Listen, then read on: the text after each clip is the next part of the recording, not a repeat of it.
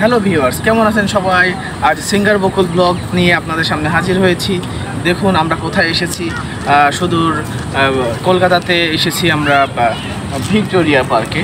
তো মহারানী ভিক্টোরিয়া এই যে টোটাল এত কিছু রেখে গিয়েছেন, তার যে সম্পত্তিগুলো, তার যে আবিষ্কারগুলো, তার যে ভাস্কর্যগুলো, তার যে আভিজাত্যগুলো, সেগুলোই আপনাদেরকে আজ দেখানোর জন্য আসলাম। তো দেখুন ভিক্টোরিয়াটা কেমন। তো আমরা আছি এখানে অনেক লোকজন এবং চারপাশ দেখুন আপনারা ভিক্টোরিয়া পার্কে। এখানে দেখুন পুরো একটা গল্ফ খেলার মাঠের মতো মাঠ পড়ে আছে, বিস্তৃত মাঠ। এই মাঠের ঘাসগুলো আপনারা খেয়াল করুন, ঘাসের কিন্তু কোনো কাদা নেই এখানে। এটা অন্যরকম একটা ফিলিংস আর কি, কাদাবিহীন ঘাস বা মাটিবিহীন ঘাস বা কাদাবিহীন ঘাস। ঠিক আছে, তো যাই হোক, দেখুন ওই সূর্যটা দেখুন কি সুন্দর। সূর্যের সাথে সাথে আমিও কিন্তু কম সুন্দর না আসলে।